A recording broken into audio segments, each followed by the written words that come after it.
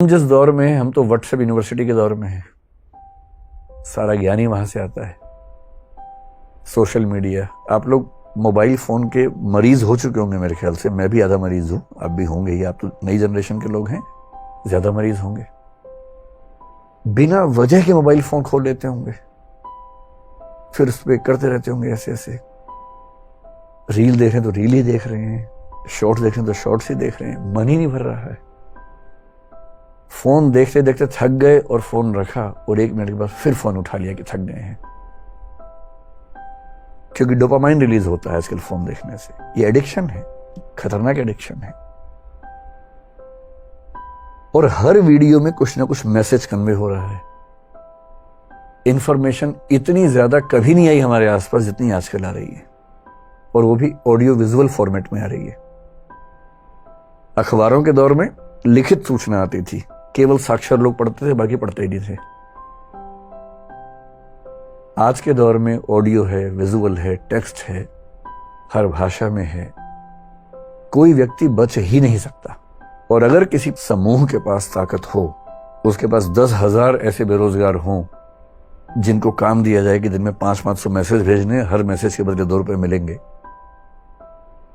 तो कोई समूह पूरे समाज को अपने तरीके से सोचने के लिए मजबूर कर सकता है। महाभारत का सोच के देखिए।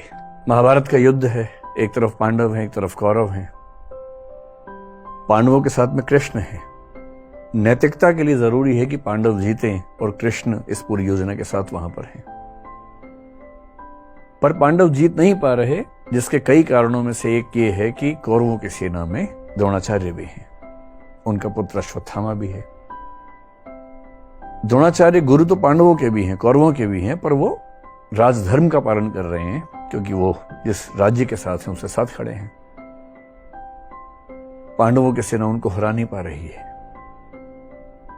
और अंत में कृष्ण को समझ में आता है कि पांडवों को जितवाने के लिए कुछ कूटनीति का सहारा लेना होगा। कृष्ण कूटनीति के शिखर हैं। वो युधिष्ठिर से एक बात कहते हैं, पर युधिष्ठिर तैयार नहीं है एक गलत बात कहने के लिए। और अंत में कृष्ण अपनी पूरी कूटनीतिक ताकत का इस्तेमाल करके सिचुएशंस बनाते हैं। एक हाथी अश्वत्थामा नाम का, उसकी हत्या होती है। बात फैलाई जाती है कि अश्वत्थामा मारा गया। अश्वत्थामा द्रोणाचार्य के पुत्र का नाम भी है। और द्रोणाचार्य अचानक हताश होने लगते हैं। उन्हें फिर भी लगता है कि एक बार मैं खबर को ऑथेंटिकेट कर लूं, प्रामाणिक है या नहीं चेक तो कर लूं। तो वो अपने समय के सबसे प्रामाणिक व्यक्ति युधिष्ठिर से पूछते हैं। युधिष्ठिर धर्मराज हैं, झूठ नहीं बोलते हैं। पूरी पांडवों की सेना ने, टीम ने जब उनसे कहा, वो तब भी तैयार नहीं हुआ कि मैं झूठ नहीं बोलूंगा। लेकिन अब झूठ नहीं है। अश्वत्थामा की हत्या हुई है, हाथी की हुई है, तो क्या हुआ? हुई तो है ही। और तब भी वो चाह रहे हैं कि मैं पूरी बात बोलूं। द्रोणाचार्य ने पूछा, क्या अश्वत्थामा मारा गया? युधिष्ठिर कह रहे हैं, अश्वत्थामा हतो नरो वा कुंजरो वा। अश्वत्थामा मारा गया, आदमी था या हाथी था। लेकिन जैसे ही नरो वा कुंजरो वा कह रहे हैं, ठीक उसी क्षण में बहुत तेज शंख बजता है कृष्ण का। और उस शंख की आवाज में द्रोणाचार्य सुन नहीं पाते पूरी बात।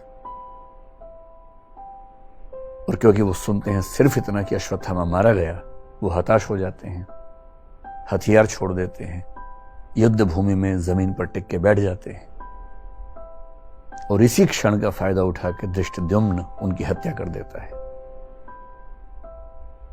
मैं सोचता हूं कई बार कि द्रोणाचार्य इतने योग्य व्यक्ति थे, यदि मिस इंफॉर्मेशन से या मैनिपुलेटिव इंफॉर्मेशन से उनको भी एक गलत तथ्य के प्रति आश्वस्त किया जा सकता था, तो आज के दौर में जब हर तरफ सोशल मीडिया के हमले हैं, कैसे कोई व्यक्ति सही फैसले करे?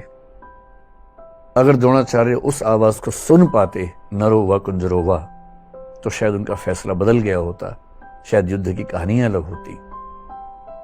पर किस तरह से सूचनाएं पहुंचे, कौन सी सूचनाएं ठीक से न पहुंचने दी जाएं, कैसे कंटेक्स्ट से बात को हटा दिया जाए, अगर सूचना देने वाले इसमें माहिर हों तो समाज क्या करे, आम आदमी क्या करे, द्रोणाचार्य जैसा महान चिंतक क्या करे।